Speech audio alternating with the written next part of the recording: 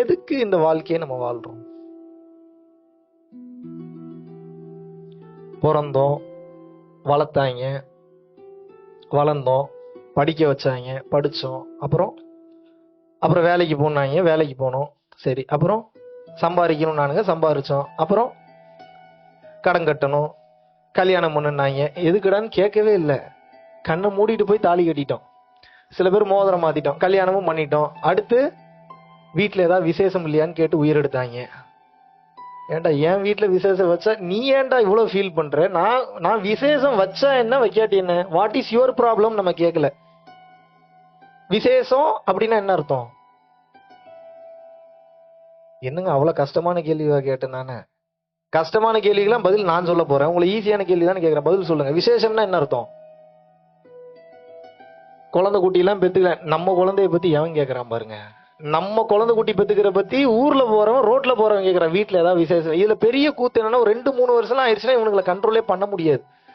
வீட்டுல விசேஷம் இல்லைங்களா, வீட்டுல விசேஷம் இல்லைங்களா? டே, என்னடா பிரச்சனை உங்களுக்கு? என்ன பிரச்சனை உங்களுக்கு? நான் புள்ள பெத்துக்கிட்டா என்ன, பெத்துக்காட்டி என்ன? இந்த கேள்வி கேட்கல. இவனுங்களுடைய டார்ச்சருக்காகவே ஒரு கட்டத்துக்கு மேல நம்ம என்ன பண்றோம்? குழந்தை குட்டியும் பெத்தாச்சு, அப்புறம் அதுவும் வளர்ந்து வருது, அப்புறம் அதை படிக்க வைக்கிறோம். இதே இப்படியே பண்ணிக்கிட்டே இருக்கும்.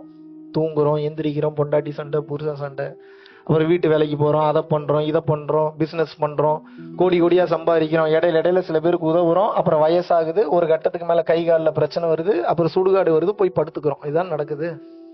S or no? என்னைக்காவது ஒரு நாளாவது உங்க மனசாட்சியை தொட்டு சொல்லுங்க, ஏன் நான் இதெல்லாம் பண்றேன்னு யோசிச்சிருக்கீங்களா?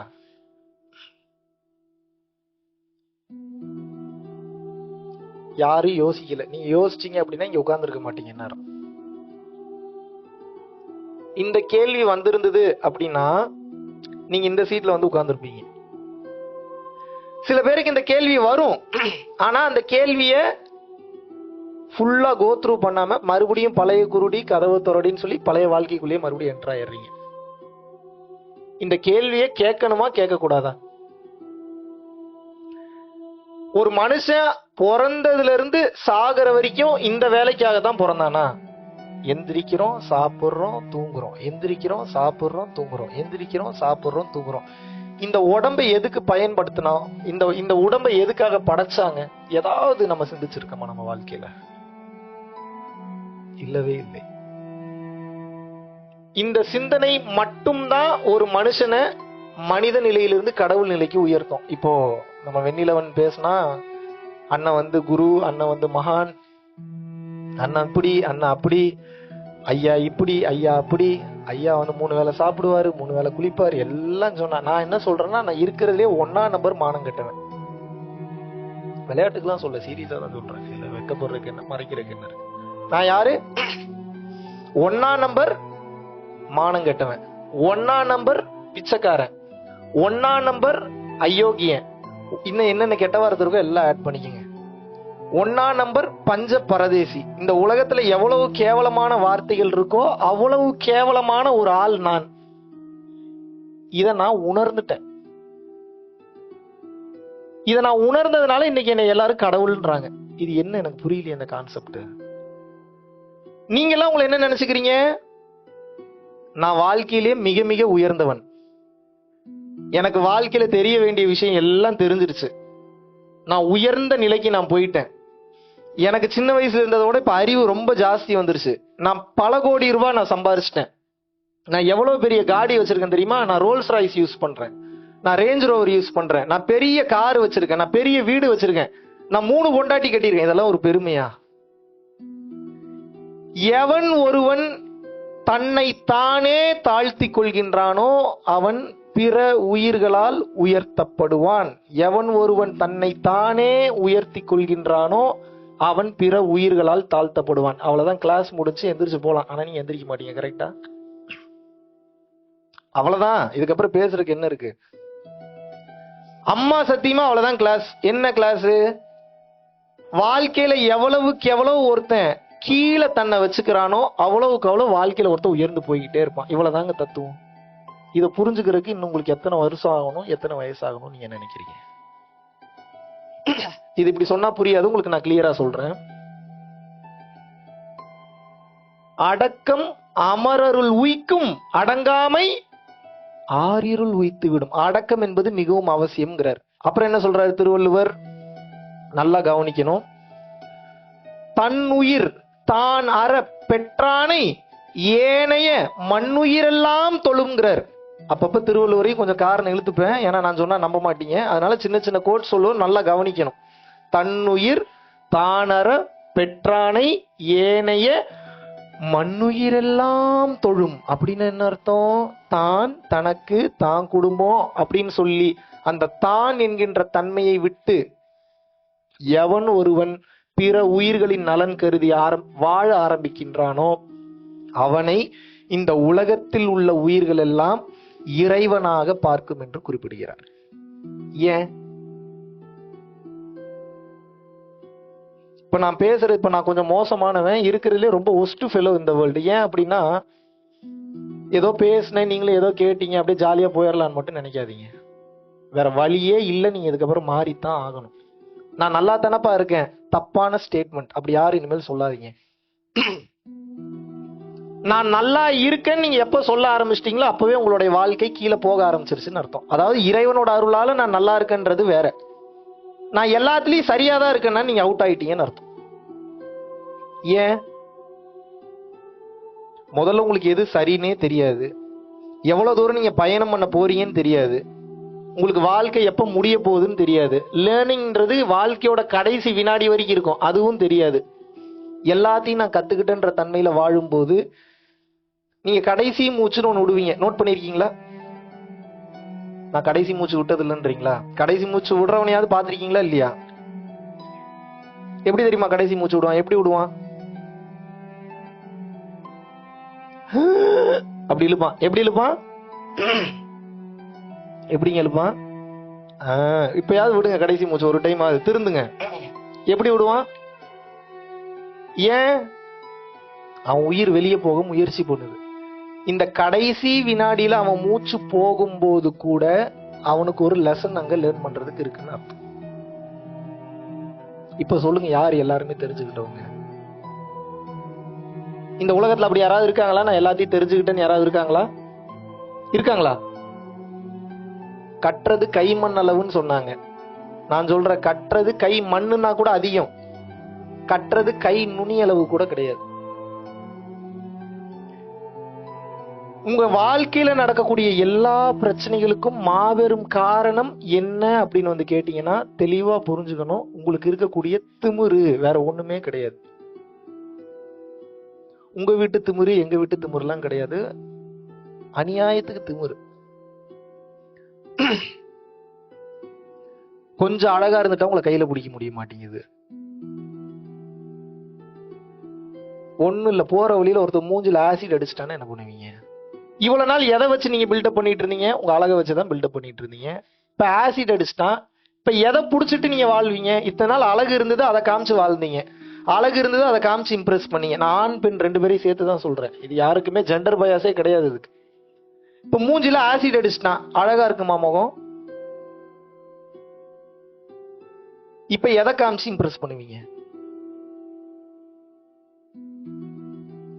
மூஞ்சில ஆசிட் அடிச்சாதான் இந்த சிந்தனை வருமா? ஐயோ மூஞ்சில ஆசிட் அடிச்சுட்டா இப்ப நான் எதை காமிச்சு இம்ப்ரெஸ் பண்றது? இறைவன் உங்களுக்கு கொடுத்தது எல்லாமே வரப்பிரசாதம், அதுல மாற்று கருத்து இல்ல. அதை எப்படி பயன்படுத்துறீங்க அதான் கேள்வி. சரி, அழக விட்டுருவோம். இருக்கிறதுலே காஸ்ட்லியான ஒரு வீடு ஒண்ணு வச்சிருக்கீங்க, பூகம்பத்துல உள்ள போயிருச்சு, என்ன பண்ணுவீங்க? போகாத வரைக்கும் சந்தோஷம், ஒரு வேளை போயிருச்சு, என்ன பண்ணுவீங்க?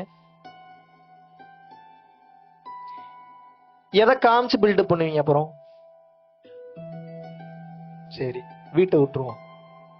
ஒரு காஸ்ட்லி காடி ஒண்ணு உபயோகப்படுத்துறீங்க, என்னது?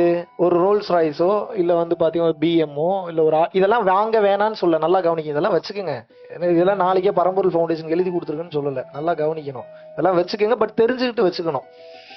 இதெல்லாம் ஏன் இருக்குன்னு தெரிஞ்சுட்டு யூஸ் பண்ணணும், இல்லாட்டினா இது உங்களை அழிச்சிரும்னு சொல்ல வரேன். புரியுதா உங்களுக்கு?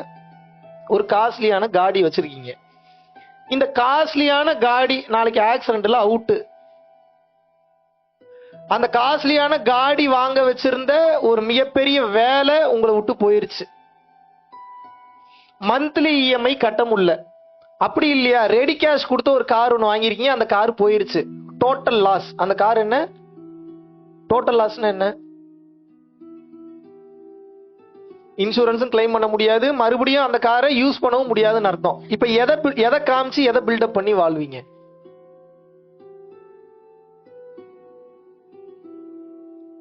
இந்த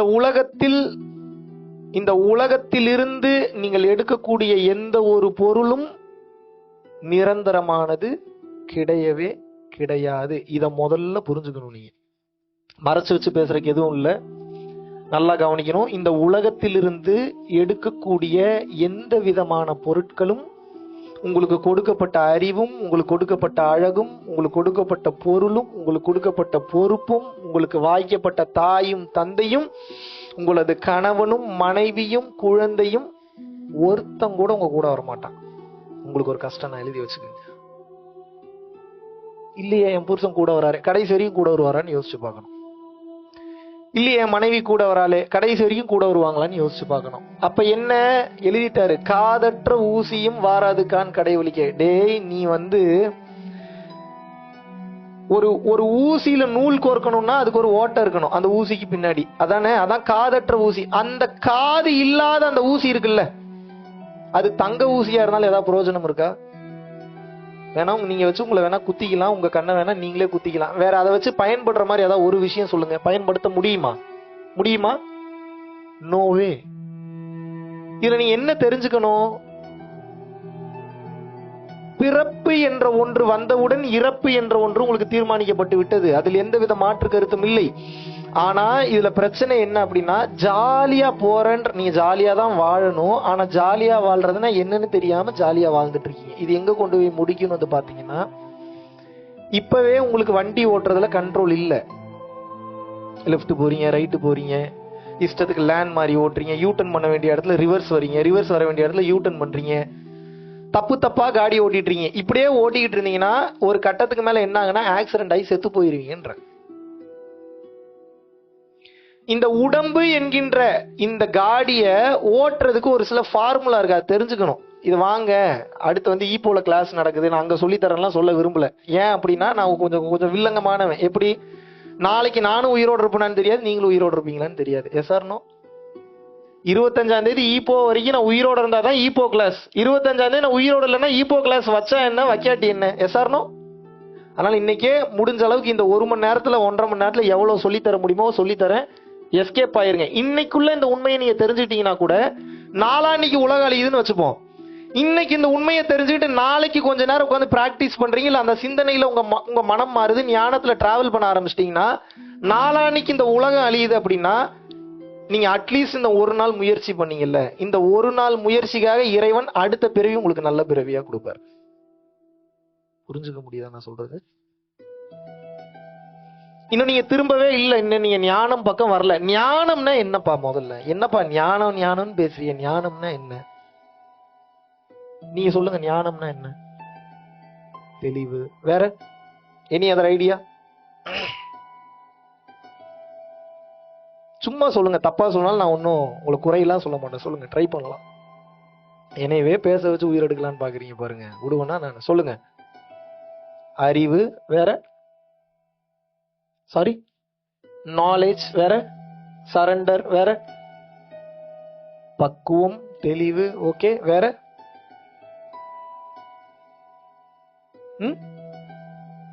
புரிதல் வேற. ஞானத்துக்கு அப்படியே ஆங்கில விளக்கம் கொடுக்குறீங்க, விஸ்டம் அப்படின்னு. விஸ்டம்னா ஞானம்னு அர்த்தம். ஞானம்னா என்னன்னு கேக்குறேன். இறையாற்றல் ஓகே. உண்மையை தெரிந்து கொள்ளுதல். அவருக்கு நல்ல ஒரு கிளாப் ஒண்ணு பண்ணுங்க. புடிஸ்டாப்ல ஞானம் அப்படின்னா என்னன்னு அர்த்தம் அப்படின்னா உண்மை அல்லது சத்தியம்னு அர்த்தம். ஞானம்னா என்ன? உண்மை அல்லது சத்தியம் என்று பொருள். பட் இந்த ஞானம் அல்லது சத்தியம் என்பது எல்லாருக்கும் புரியாது. ஏன் தெரியுமா புரியாது?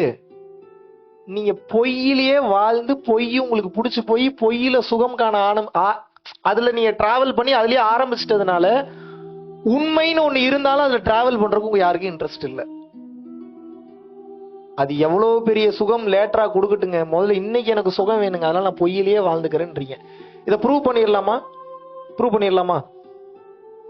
ஏன் ஞானம் எல்லாத்துக்கும் பிடிக்கிறது இல்ல, ஏன் ஞானம் எல்லாருக்கும் பிடிக்கிறது இல்ல அப்படின்னா, ஒரு சின்ன ஒரு எக்ஸாம்பிள் உங்களுக்கு சொல்ற மாதிரி சொன்ன புரியுற மாதிரி சொன்னா புரிஞ்சிடும்.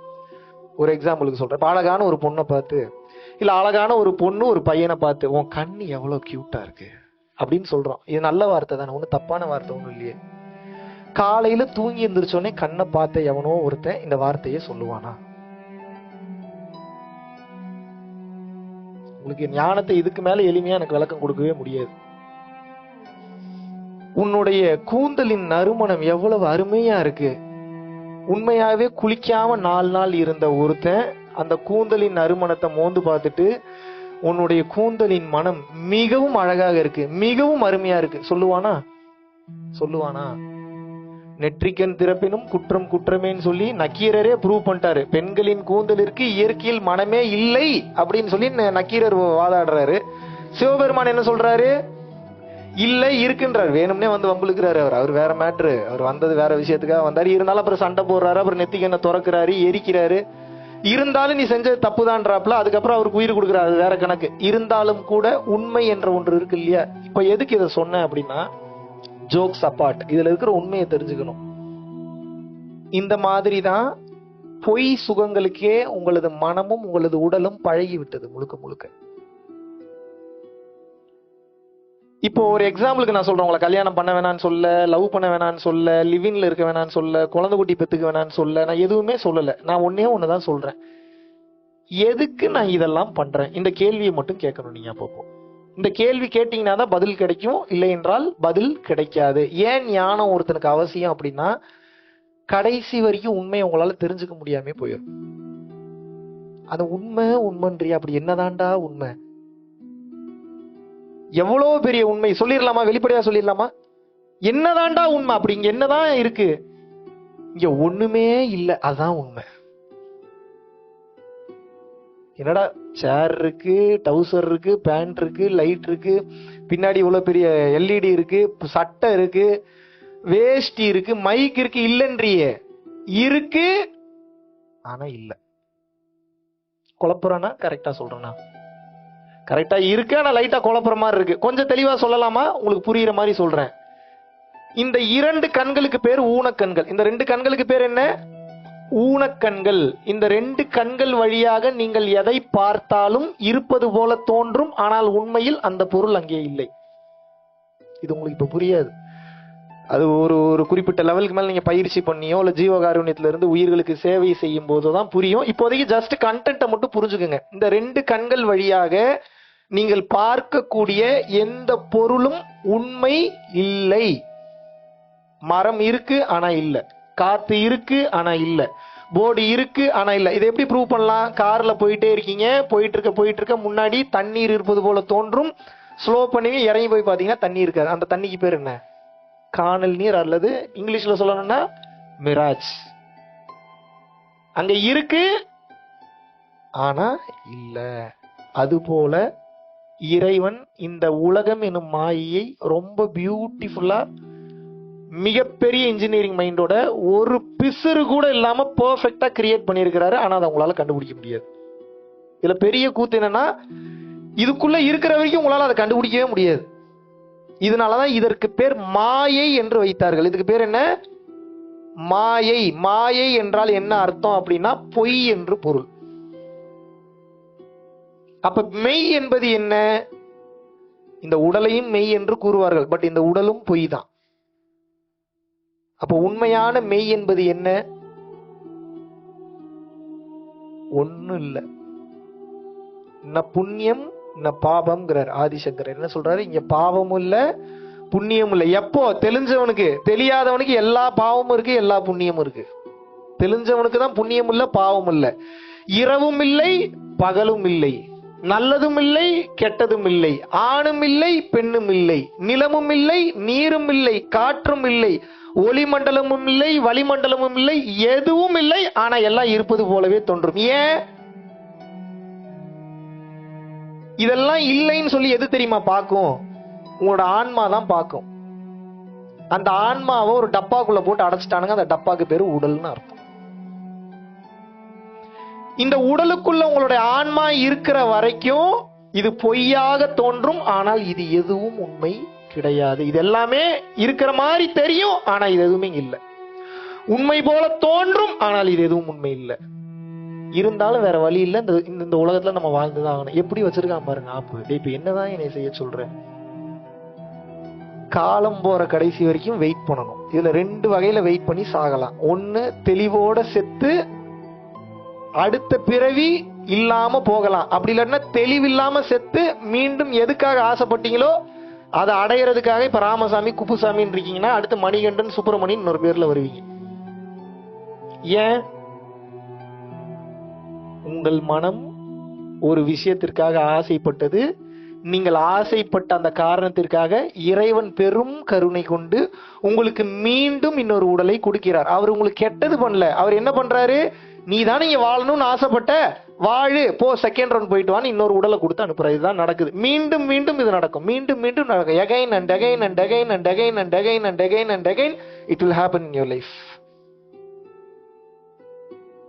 ஏதா புரியுதா நான் சொல்றது? நான் பெரிய பெரிய தத்துவங்கள்லாம் சொன்னா குழம்பிறீங்க. தன்னை அறிய தனக்கு கேடில்லை, தன்னை அறியாமல் தானே கெடுகிறான், தன்னை அறியும் அறிவை அறிந்த பின் தன்னை அர்ச்சிக்கத்தான் இருந்தாலே உடம்பாரையின் உயிர் அழிவர் திடம்பட மெய்ஞானம் சேரவும் மாட்டார். உடம்பை வளர்க்கும் உபாயம் உணர்ந்த பின் உடம்பை வளர்த்தேன் உயிர் வளர்த்தேனே ஓடி ஓடி ஓடி ஓடி உட்கலந்த ஜோதியே. இது என்ன புரியும் உங்களுக்கு? இப்படிலாம் நான் பாடினா இப்படியே பார்த்துக்கிட்டே இருப்பீங்க. நீ கடைசி ஏதோ பேசுறாரு, பெரிய அறிவாளி போல. நான் அறிவாளின்னு எனக்கு தெரியும். சில நேரங்கள்ல நான் மிகப்பெரிய முட்டாள்ன்றது எனக்கு தெரியும். இப்ப நான் அதை ப்ரூவ் பண்ண வரல. நான் அறிவாளியோ முட்டாளோ என்ன விடுங்க. நீ என்ன ஆராய்ச்சி பண்ணீங்கன்னா தோத்து போயிருவீங்க. நான் எப்போ என்ன மனநிலையில எப்படி செயல்படுவேன்றது யாராலையும் கண்டுபிடிக்க முடியல. என்னாலேயே கண்டுபிடிக்க முடியல. நீங்க எப்படி கண்டுபிடிப்பீங்க? என்னுடைய நோக்கம் என்னன்னா, உண்மையை தெரிஞ்சுக்கங்க, புரிஞ்சுக்கங்க, எஸ்கேப் ஆயிருங்க. ஏன் அப்படின்னா, இல்லாட்டினா மீண்டும் மீண்டும் பிறப்பீங்க. ரொம்ப கொடூரமான காலகட்டம்லாம் இதுக்கப்புறம் வரப்போகுது. நீங்க நினைக்கிற மாதிரி விளையாட்டு காரியம்லாம் இது கிடையாது. உங்களுக்கு புரிய மாட்டேங்குது. இப்போ நான் ஒரு சின்ன ஒரு கேள்வி கேட்கிறேன், இதுக்கு நீங்க பதில் சொல்லுங்க. இன்னும் எவ்வளவு கொடூரமான வாழ்க்கையில நீங்க போய் வாழ போறீங்கன்னு தெரியும். இதுவே மாயைன்றேன். இப்ப இங்க வாழ்றதுக்கே பிடிக்காம தண்ணி அடிக்கிறீங்க, சரக்கு அடிக்கிறீங்க, மற்ற போதைப் பொருட்கள் யூஸ் பண்றீங்க. இதெல்லாம் நான் தப்புன்னு சொல்ல வரல. ஆனா இதுல போய் சிக்கிட்டீங்கன்னா மாட்டிப்பீங்க, வெளியில வர முடியாது. உள்ள போறவனுக்கு வெளியே வர தெரியணும். மரம் ஏறுறவனுக்கு கீழே இறங்கவும் தெரியணும். ஏற மட்டும்தான் தெரியுது, மேலேயே உட்காந்துக்கீங்க, இறங்க தெரிய மாட்டேங்குது. என்ன பண்ணுவீங்க? இது போக போக எங்க கொண்டு போய் நிப்பாட்டும்னா நல்லா கவனிக்கணும். இப்போ ஒரு சின்ன ஒரு கேள்வி கேட்கிறேன். உங்களுக்கு ரொம்ப பிடிச்ச ஒரு ஆள் இருக்கார், அவரு செத்து போயிட்டார், அவர் தான் உங்களுக்கு ரொம்ப பிடிக்கும். இப்ப அவரை உயிரோட கொண்டு வர முடியுமா? ஆனா இப்ப உயிரோட கொண்டு வரலாம், மீண்டும் அவங்க கிட்ட நீங்க பேசலாம், வாழ்க்கை வாழலன்னா என்ன பண்ணுவீங்க? கொண்டு வருவீங்களா மாட்டீங்களா? ஹானஸ்டா பேசணும், ஞானி மாதிரி பேசக்கூடாது. விருப்பப்படுவீங்களா மாட்டீங்களா? விருப்பப்படுவீங்களா மாட்டீங்களா? கொண்டு வருவானுங்க. விர்ச்சுவல் ரியாலிட்டின்னு ஒண்ணு. அந்த விர்ச்சுவல் ரியாலிட்டிக்கு உள்ள போயிட்டீங்கன்னா நீங்க விருப்பப்படுற கேரக்டர் ஒரிஜினலாவே அங்க வந்துரும். அந்த கேரக்டரோட நீங்க வாழலாம். உங்களோட கான்சியஸ்னஸ் ஃபுல்லா அதுல போயிடும். அதுல ப்ரோக்ராம் பண்ணிடுவான். இப்ப கொண்டு வந்துட்டான். யாரு? Elon Musk. நியூரா லிங்க்னு ஒண்ணு கொண்டு வந்திருக்கான். சிப்பை வந்து மூளையில இன்செர்ட் பண்ணி இப்ப அந்த உயிர் வந்து ரெக்கவர் ஆயிட்டு இருக்கு. ஆல்ரெடி அனௌன்ஸ் பண்ணிட்டானுங்க. அந்த சிப்பை எடுத்து உங்க பிரெயின்ல எல்லாம் பொருத்துவானுங்க அவனுங்க. எதுக்கு நினைக்கிறீங்க? அவன் எந்த மாரியம்மன் கோயிலுக்கு நேர்ந்து விட்டு வந்திருக்கான் உங்களுக்கு நல்லது பண்றதுக்கு? எவன் உங்க நன்மைக்காக வரான்னு சொல்லுங்க. இப்ப எனக்கே ஒரு சுயநலம் இருக்கு, வெளிப்படையா சொல்றேன். உங்களுக்கு எல்லாம் கிளாஸ் எடுக்கலாம், எனக்கு டிக்கெட் கொடுக்க மாட்டானுங்க மேல. இப்ப அந்த சுயநலத்துக்காக தான் நான் பேசிட்டு இருக்கேன். எனக்கே சுயநலம் இருக்கு. பிசினஸ் மேனுக்குலாம் சுயநலம் இருக்குமா இருக்காதா? இப்ப புரியுதா உங்களுக்கு? இப்ப இதெல்லாம் வந்துருச்சுன்னா என்ன ஆகுனா, உட்கார்ந்த இடத்துல இருந்து உங்களை ஆப்ரேட் பண்ணுவான். அப்ப அந்த விர்ச்சுவல் ரியாலிட்டிக்குள்ள போயிட்டீங்கன்னா நீங்க எந்த கேரக்டர் விருப்பப்படுறீங்களோ அந்த கேரக்டர் கூடயே வாழலாம், அந்த கேரக்டர் கூடயே பயணம் பண்ணலாம், சுகமாவே இருக்கலாம், சந்தோஷமாவே இருக்கலாம். இது இருக்கிறதெல்லாம் போதையெல்லாம் விட பெரிய போதை இது. இந்த போதைக்கு நீங்க அடிக்ட் ஆயிட்டீங்கன்னா இதுவே மாயைன்ற. அப்ப அதுக்கு பேர் என்ன? மாயையிலே கேவலமான மாயை. அந்த மாயைக்குள்ள போயிட்டீங்கன்னா இங்க வர்றதுக்கே பிடிக்காது. நீங்க அதுக்கு அடிக்ட் ஆயிட்டீங்கன்னா சோலி சுத்தம் முடிஞ்சு, க்ளோஸ், சாப்டர் க்ளோஸ். உங்களுக்கு இங்க வர்றதுக்கு பிடிக்கவே பிடிக்காது. பசிக்காது, மாத்திரை போட்டுப்பீங்க, வேலை செய்ய பிடிக்காது, உழைக்க பிடிக்காது, எக்ஸசைஸ் பண்ண பிடிக்காது, ஹெல்த்தியா இருக்கிற மாதிரியே இருப்பீங்க. எப்படி இது உங்களுக்கு புரிய வைக்கலாம்னு அவதார் படம் எத்தனை பேர் பாத்தீங்க? சும்மா கை தூக்குங்க. என்னங்க இப்ப இதுல என்னங்க குற்றம் இருக்கு? பாத்தீங்களா அந்த அவதார் படம்? பாத்தீங்களா? இவங்க கால் முடியாம படுத்திருப்பான், ஆனா இவனோட உயிர் எங்க இருக்கும்? வேற ஒரு உலகத்துல இருக்க, அங்க நல்ல ஹெல்த்தியா ஊர் சுத்திட்டு இருப்பான். அந்த மாதிரி ஆயிருவீங்க நீங்க. இது நடக்கும் இல்ல நடக்க போகுது. பார்த்ததுனாலதான் சொல்றேன், பார்க்காதனாலதான் சொல்றேன். எல்லாத்தையும் ப்ரூஃபோட தான் பேசுறேன். நீங்க எதிர்பார்க்கிற மாதிரி என்னால பிசிக்கல் ப்ரூஃப் எல்லாம் காட்ட முடியாது. நம்புங்க, உங்ககிட்ட பொய் சொல்லி எனக்கு ஒண்ணும் நடக்க போறது இல்ல. உங்ககிட்ட பொய் சொல்லி எனக்கு என்ன நடக்க போகுது? இதெல்லாம் நீங்க போய் சிக்கிக்கிட்டீங்கன்னா உங்களால வெளியில வரவே முடியாது. இந்த மாயில இருந்தே உங்களால வெளியில வர முடியல. இப்போ ஒரு எக்ஸாம்பிளுக்கு ஒரு சிகரெட் அடிச்சு பழகிட்டீங்க, ஒரு சரக்கு அடிச்சு பழகிட்டீங்க. இந்த போதையே அடிக்கடி உங்களை வந்து இதுக்கு பேர் ட்ரிகரிங் பாயிண்ட்ஸ். அடுத்து வேற எவனா சரக்கு அடிக்கும் போதோ சிகரெட் அடிக்கும் போதோ ஸ்மெல் அடிக்கும், அந்த ஸ்மெல் லைட்டா நீங்க ஸ்மெல் பண்ணும் போதோ இல்ல அந்த டப்பாவை எங்கேயாவது விஷுவலா பார்க்கும்போது ட்ரிகர் ஆகும். உங்களுக்கு ஆகுதா ஆகலையா? உங்களையே அடின்னு சொல்லுது. அந்த ட்ரிகரிங் பாயிண்டே உங்களால கிராஸ் பண்ணி வேணான்னு சொல்ல தெரியல. அதனாலதான் அடிக்ட் ஆகிடுறீங்க அதுக்கு. Yes or no? நீ இப்ப இதுல இருந்தே வெளியில வர தெரியல உங்களுக்கு. நீங்க இதுலாம் போய் அடிக்ட் ஆயிட்டீங்கன்னா எப்படி வெளியில வருவீங்க? உங்க ஆன்மா எப்படி நிம்மதி நிலைக்கு போகும்? முதல்ல ஆன்மா நிம்மதி நிலைன்னா என்னன்னு தெரிஞ்சுக்கங்க. எதுக்கெல்லாம் ஆசைப்படுறீங்களோ அதை அடையிற வரைக்கும் இந்த ஆன்மாவை விடுதலை அடைய விடாம உங்க மனசு இறுக்கி பிடிச்சு வச்சிருக்கும். நல்லா கவனிக்கணும். நீங்க எதுக்கெல்லாம் ஆசைப்படுறீங்களோ ரெண்டு வகையில அந்த ஆசையில இருந்து வெளியில வரலாம். ஒண்ணு, கொஞ்சம் யோசிச்சு இந்த ஆசை அவசியம் தானா, முக்கியம் தானா, இது நம்மளை எவ்வளவு தூரம் கொண்டு போய் விட போகுது, இது எந்த மாதிரியான கான்சிக்வன்சஸ் கொண்டு வரும், 80 வயசு வரைக்கும் வாழ்ந்து அந்த நிலைக்கு போறதுக்கு நான் ஏன் அதை பண்ணேன், இப்பவே அதுல இருந்து வெளியில வந்துடுறேன்னு வெளியில வந்தாலும் அந்த ஆசையில இருந்து வெளியில வந்துடலாம். இதுக்கு பேர் புரிதல் அல்லது ஞானம் அல்லது ஞான புரிதல். இப்படி வெளியில வரலாம். அப்படி இல்லைன்னா செருப்படிப்பட்டு, மிதிப்பட்டு, அவமானப்பட்டு, துன்பப்பட்டு, துயரப்பட்டு, அசிங்கப்பட்டு, வெக்கப்பட்டு, வேதனைப்பட்டு, காஞ்சிப்பட்டு, அந்த பட்டு இந்த பட்டு, எத்தனை பட்டு இருக்கோ அத்தனை பட்டு வச்சுக்கோங்க. அத்தனையும் பட்டு அதுக்கப்புறம் ஒரு 100 கோடி ரூபாய் இழந்து அந்த இடத்துக்கு போய் வயசாகி கைகால் விளங்காம போய் அதுக்கப்புறம் யோசிப்பீங்க, ஓ 80 வயசானா வேகமா ஓட முடியாது போல. 80 வயசானா வேகமா ஓட முடியாதுன்றத ஏன் 20 வயசுலயே யோசிக்கிறதுக்கு உங்களுக்கு கெப்பாசிட்டி போயிருச்சா? ஒவ்வொரு சுச்சுவேஷனையும் நான் போய் ஃபீல் பண்ணி ஃபேஸ் பண்ணி தான் அந்த அனுபவத்தை நான் கத்துப்பேன் அப்படின்னா ரொம்ப சிரமம். இதுக்கு பேரு வந்து சுய புத்தி. சொல் புத்தியிலேயே திருந்துட்டீங்கன்னா கான்சிக்வன்சஸ் கம்மி.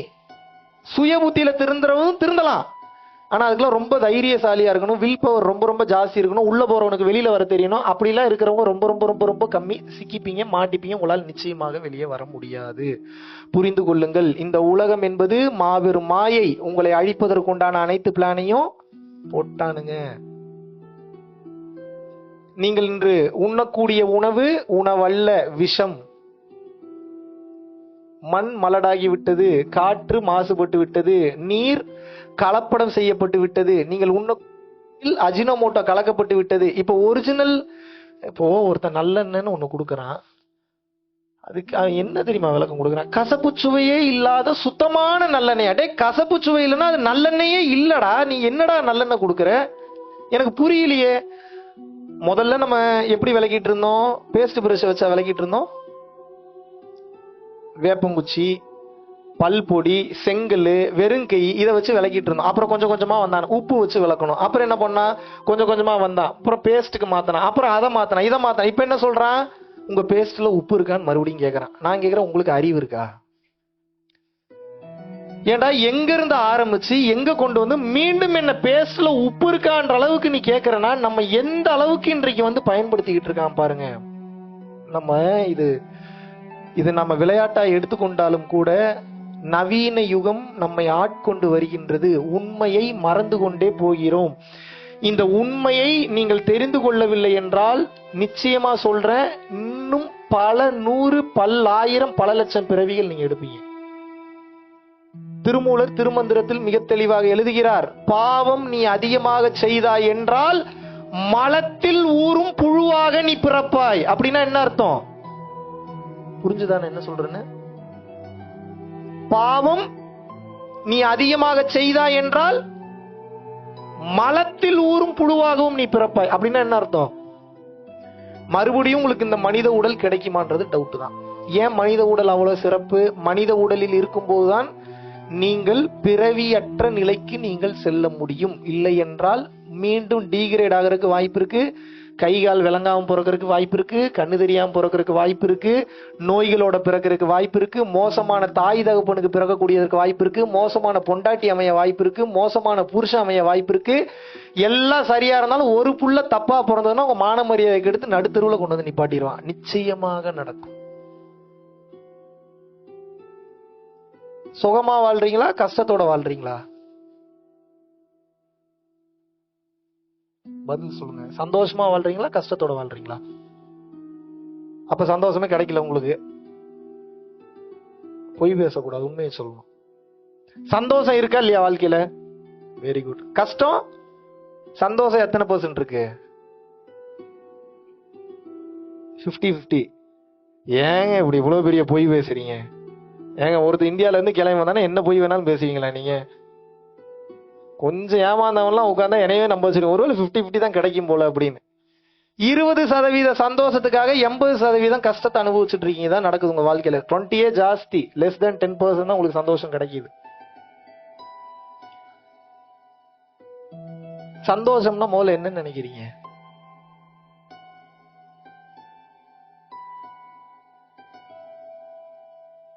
சரி, நிம்மதினா என்ன?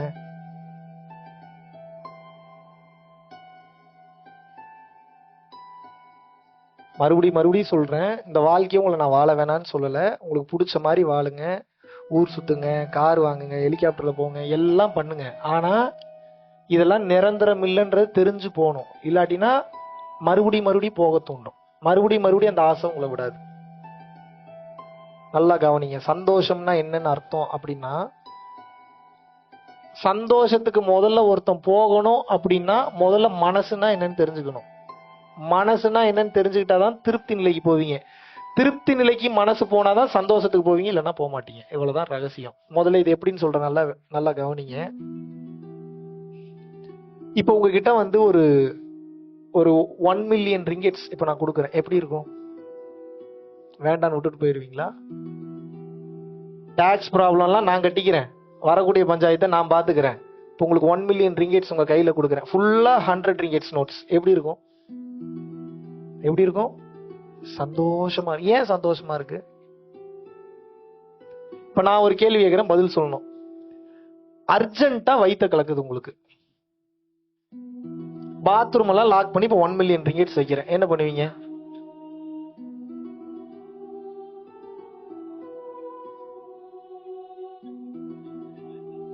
நீங்க எங்க போனாலும் என்னோட வாலண்டியர்ஸ் நிப்பாங்க, எல்லா பாத்ரூமும் லாக்டு, என்ன பண்ணுவீங்க? இப்ப சந்தோஷம் எங்க இருக்கு? எங்க இருக்கு சந்தோஷம்? எங்க இருக்கு? ஏன் 1 மில்லியன் ரிங்கெட்ஸ் சேன்ல எடுத்து தொடச்சுக்க வேண்டியதானே? ஏன் வேணான்றீங்க?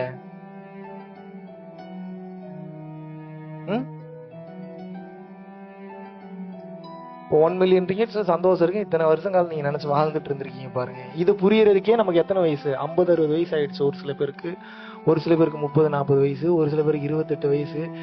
இதவே சொல்லி கொடுக்காத கல்வி என்ன கல்வி? பணத்துல இருக்கா அப்ப சந்தோஷம்? சரி, ஓகே. இப்ப நான் என்ன பண்றேன், பணத்தை ஓரமா வச்சுட்டு பாத்ரூமை திறந்து விட்டுறேன். இப்ப போய் உள்ள போய் உட்காருங்க. எப்படி இருக்கும் உங்களுக்கு? எப்படி இருக்கும்? ஆனந்தமா இருக்குமா இருக்காதா? எல்லாம் ஒர்க் எல்லாம் உள்ளுக்குள்ள பண்ண வேண்டிய ஒர்க் எல்லாம் பண்ணி முடிச்சோன்னே என்ன பண்றீங்க? பைப் ஓபன் பண்றீங்க, பைப்பை லாக் பண்றாங்க. அங்க டிஷ்யூ பேப்பரும் இல்ல.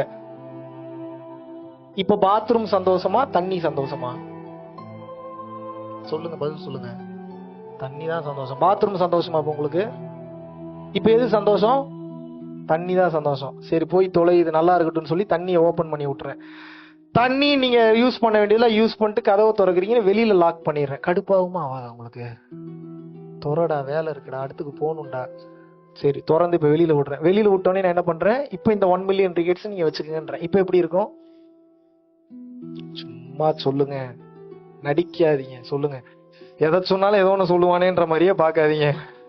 அசிங்கப்படுங்க. இன்னைக்கு ஒரு நாள் தானே.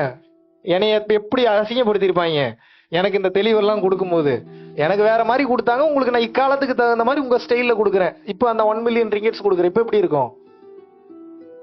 ஓகே, அந்த 1 மில்லியன் ரிங்கெட்ஸ் எடுத்துட்டு கீழே போய் காடியில ஏறுறீங்க, மலேசியன் போலீஸ் 10 பேர் வந்து அரெஸ்ட் பண்றாங்க உங்களை. மகாவிஷ்ணு பல கண்ட்ரிகள்ல திருடின பணத்தை மணி லாண்டரிங் பண்ணி உங்ககிட்ட கொடுத்துருக்காரு. மகாவிஷ்ணு உள்ள போறாரு, அவனை ஃபாலோ பண்ண அந்த குற்றத்துக்கு நீ சேர்ந்து உள்ள போன்றாங்க. எப்படி இருக்கும்? எப்படி இருக்கும்? எப்படிங்க இருக்கும்? நல்லா இருக்குமா? ஏன்? நீங்க தானே பணம் தானே சந்தோஷம், நீ எடுத்துட்டு போக வேண்டியதானே. புடிங்கிட்டானுங்கல்ல, தெரியுது இல்ல? அப்ப சந்தோஷம் பணத்துல இருக்கா? அப்ப சந்தோஷன்றது எதுல இருக்கு? எதுல இருக்கு சந்தோஷம்? எதுல இருக்கு? இதை தெரிஞ்சுக்கிறதுக்கு உங்களுக்கு இத்தனை வருஷம் மறைச்சிட்டாங்க, எல்லா உண்மையும் மறைச்சிட்டானுங்க. நல்லா புரிஞ்சுங்க. சந்தோஷம்ன்றது என்ன தெரியுமா? பொருட்களில் இல்லை, உங்களோட நம்பிக்கையில தான் சந்தோஷம் இருக்கு. நீங்க நம்புறீங்க அந்த 1 மில்லியன் ரிங்கெட்ஸ் கிடைச்சிட்டா நான் சந்தோஷமா இருப்பேன் நம்புறீங்க. அது கிடைச்ச உடனே அந்த மனசு கிடைச்சிருச்சுன்னு நினைக்குது, அதனால ஓடிட்டு இருந்த உங்க மனசு நிக்குது. நின்னதுனால உள்ளுக்குள்ள இருந்து ஹாப்பினஸ் ஃப்ளோ ஆகுது. இதுதான் மேட்ரு. சயின்டிபிக்கா சொல்லணும்னா, மனம் ஓடினால் பதட்டம், படபடப்பு, ஆங்ஸைட்டி, டிப்ரெஷன், டிசார்டர். ஓடிட்டு இருக்கக்கூடிய மனம் நின்னுச்சு அப்படின்னா ஹாப்பினஸ், திருப்தி, பேரானந்தம். அப்ப நீங்க எதை கத்துக்கணும்? பொருட்களை தேடுறதுக்கு கத்துப்பீங்களா, மனசை நிறுத்தி நிறுத்தி கத்துப்பீங்களா? இதுக்கு பேரு தாங்க ஞானம். நீங்க வெளியில ஏதோ கிடைக்கும் தேடி தேடி ஓடிட்டு இருக்கீங்களா, பெண்ல கிடைச்சிரும், பொண்ணுல கிடைச்சிரும், வீடு கட்டினா கிடைச்சிரும், காடி வாங்கினா கிடைச்சிரும். எழுதி தரேன், நீங்க எவ்வளவு பெரிய கோடீஸ்வரன் இங்க வந்திருக்கீங்க. உங்களோட பெரிய பெரிய கோடீஸ்வரன் எல்லாம் பார்த்துட்டேன் நான். 1000 கோடி, 2000 கோடி, 3000 கோடி, 10,000 கோடி, 1,00,000 கோடி வச்சிருக்கவெல்லாம் பார்த்துட்டேன். நைட்டு படுத்தா தூக்கம் வர மாட்டேங்குது. மிகப்பெரிய கோடீஸ்வரன், நான் பேர் சொல்ல விரும்பல. முதல் பொண்டாட்டி இறந்துட்டாங்க, 2வது பொண்டாட்டி இன்கம் டாக்ஸ்ல போட்டு கொடுத்துட்டாங்க. இன்னைக்கு வீட்டுல வேலை பார்க்க ஆள் இல்ல, கடையில இருக்கிறவன் டெய்லியும் திருடிட்டு போறான். படுத்தா தூக்கம் வர மாட்டேங்குது, சரக்கு அடிச்சாலும் கை கால் உதறல் கொடுக்குது. டெய்லி 3 டேப்லெட் போட்டு படுக்கிறாரு. ஒரு டேப்லெட் போட்டா தூக்கம் வரும், 10 டேப்லெட் போட்டா தூக்கம் ஆள் வரும் 10 நாள்ல. இதுல என்ன டவுட் இருக்கு? இதுதான் நடந்துட்டு இருக்கு. Yes or no? எதுல இருக்கு சந்தோஷம்? நீங்க எவ்வளவு நாள் எதை நோக்கி ஓட போறீங்க? நிறைய ஓடிட்டீங்க. முதல்ல புரிஞ்சுக்குங்க, இந்த உலகம் பெரும் மாயையில உங்களை சிக்க வச்சிருச்சு. பணம் தான் முக்கியம். அதாவது தன்னிறைவாக வாழ்ந்த வாழ்க்கைய கடந்து நவீன யுகத்துல இங்க சுத்தி இருக்கக்கூடிய மனிதர்கள், நான் ரொம்ப டீப்பா போனா அப்புறம் அது அரசியல் சார்ந்து போகணும், அரசியல் சார்ந்து போக விரும்பல. இப்போதைக்கு தெரிய வேண்டிய உண்மையை மட்டும் தெரிஞ்சுக்க. உங்களை எப்படி கொண்டு போயிட்டான் அப்படின்னா, எங்க ஊர்ல எல்லாம் மதுரை சைடெல்லாம் வந்து பாத்தீங்கன்னா, அந்த டைம்ல ஒரு வீட்டுக்கு ஒரு மாடு இருக்கும், ஒரு முருங்கைக்கீரை இருக்கும். முருங்கைக்கீரை மரம், நான் சொல்றது முருங்கை மரம்னு சொல்லுவாங்க. இது 2 இருந்ததுன்னா போதும். கொஞ்சோண்டு இடம், ஒரு வீடு, ஒரு ஓலைக்குடிசை இருந்தா மட்டும் போதும். அந்த உயிர் தன்னிறைவு அடைஞ்சு ஆனந்தமா வாழ்ந்து முக்தியும் போயிருச்சு. எந்த மெடிடேஷனும் பண்ண தேவையில்ல, கருணையில இருக்க தேவையில்ல, ஒன்னும் பண்ண தேவையில்ல, ஒரு மண்ணாங்கட்டியும் தேவையில்ல. ஏன்? அந்த உயிருக்கு பேராசைகள் எதுவும் இல்லை, பெரிய லெவல்ல எதிர்பார்ப்புகளும் இல்லை.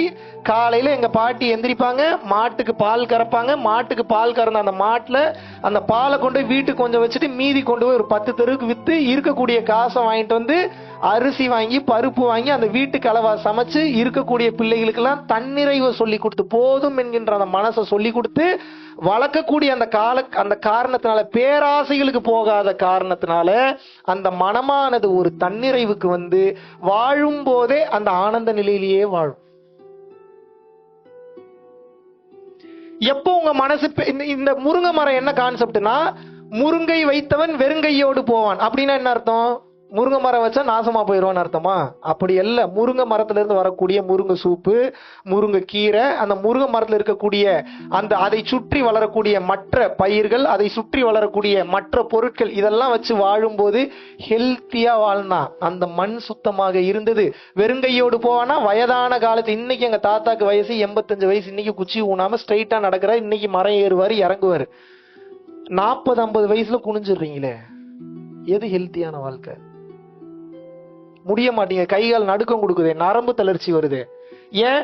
உடலிற்கு அன்னைக்கு அவ்வளவு வேலை இருந்தது, இன்னைக்கு உடலிற்கு வேலை இல்லை. உடலிற்கு வேலை இல்லாத காரணம் உட்கார்ந்து லேப்டாப்பே நோண்டிட்டு இருக்கீங்க, போனவே ஸ்க்ரோல் பண்ணிட்டு இருக்கீங்க. இந்த உடம்பு கெட்டு விடுகிறது. ஒரு சயின்டிபிக் ரிசர்ச் என்ன சொல்லுதுன்னா, சிகரெட் அடிச்சு சரக்கு அடிச்சு ஒருத்தன் டெய்லி எக்ஸசைஸ் பண்றானா 80 வருஷம் வாழுவான்.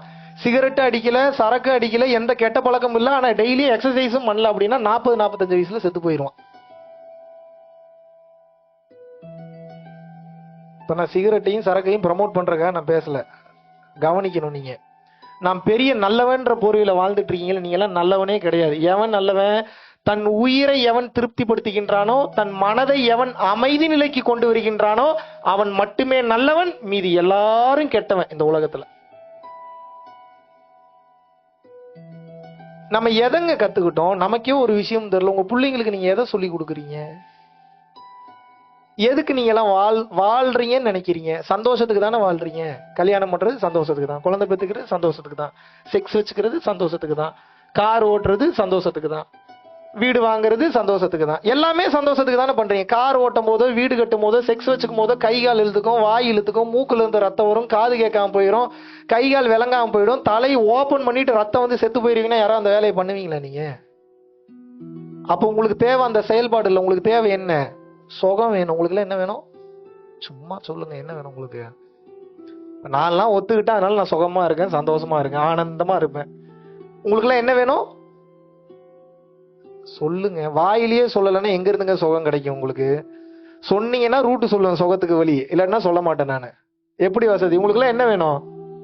சுகம்தான் வேணும். சுகத்துக்கு தான் இந்த ஐம்புலன்கள் வழியாக மெய், உடல், வாய், சுவை, உடல் மூலியமாக ஒரு டச் பண்ணா அந்த ஸ்பரிசத்துல கிடைக்கக்கூடிய அந்த இன்பம், அப்புறம் மெய், வாய், டேஸ்ட், மெய், வாய், கண், பார்வையில கிடைக்கக்கூடிய விஷுவல்ஸ்ல கிடைக்கக்கூடிய காட்சி, மூக்கு, ஸ்மெல், செவி, சவுண்ட், இந்த ஐம்புலன்கள் வழியா உங்களுக்கு சுகம் கிடைச்சுக்கிட்டே இருக்கணும். இதுக்குதான் வாழ்ந்துட்டு இருக்கீங்க நீங்க. இல்ல பெரிய கூத்து என்னன்னா, இந்த உலகம் சார்ந்த எந்த விஷயத்திலையும் இந்த ஐம்புலன்கள் வழியா அனுபவிக்கக்கூடிய அந்த சுகத்துல சுகமே கிடையாது. உங்களை அழிச்சிரும் எல்லாமே. இதுல ஏன் செக்ஸ் இருக்கிறதுலே பெரிய டாபிக், இதுவும் தெரிஞ்சுக்கணும். ஏன் செக்ஸ் இருக்கிறதுலே பெரிய டாபிக் அப்படின்னா, கண்டு கேட்டு உண்டு உயிர்த்து உற்ற அறியும் ஐம்புலனும் இருக்குன்றாங்கல்ல. அப்படின்னா என்ன அர்த்தம்?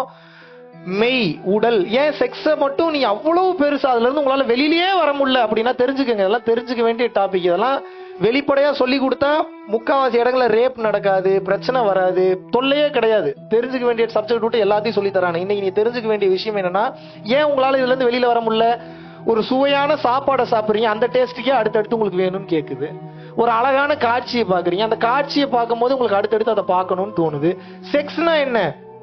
உடல் முதல்ல சந்தோஷத்தை அனுபவிக்குது, சுகத்தை அனுபவிக்குது. இங்க வருடுனா சுகமா இருக்கு, இங்க வருடுனா சுகமா இருக்கு, பின்னாடி வருடுனா சுகமா இருக்கு, முத்தம் கொடுத்தா சுகமா இருக்கு. அப்ப முதல்ல இந்த மெய் என்கிற உடல் ஐம்புலன்ல ஒரு மெயினான ஒரு புலன் அனுபவிக்குது. அடுத்து வாய், டேஸ்ட், முத்தம் கொடுக்கும் போது ஒரு சுவை, இதழ் முத்தம் கொடுக்கும் போது ஒரு சுவை.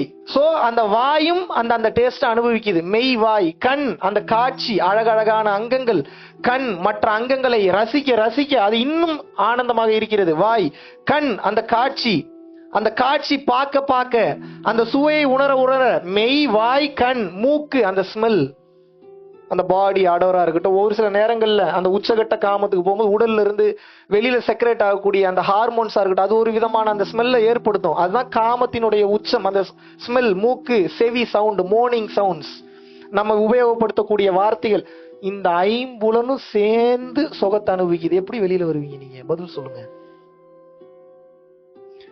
ஒரு புலன் இன்பத்தை அனுபவிச்சாவே ஒரு வருஷத்துக்கு திங்க் பண்ணிட்டு இருக்கேன், எவ்வளவு சூப்பரா இருந்தது அந்த அனுபவம். ஆஹா, உங்க யாருக்காவது பழைய விஷயத்த நினைச்சு அசை போடுற பழக்கம் இருக்குன்னா சோப்பிட்டி, ரொம்ப ரொம்ப பாவம். நீங்க பெரிய பாவத்தை அனுபவிக்க போறீங்கன்னு அர்த்தம், நாசமா போறீங்கன்னு அர்த்தம். ஏன் அப்படின்னா, எந்த அளவுக்கு உங்களது நினைவுகள்ல சுகத்தை நினைச்சு நீங்க அனுபவிக்கிறீங்களோ அந்த அளவுக்கு கஷ்டத்தையும் நீங்க ஆட்டோமேட்டிக்காவே ஸ்டோர் ஆகக்கூடிய பக்குவத்தை, கெப்பாசிட்டி தானாவே வளர்ந்துரும்.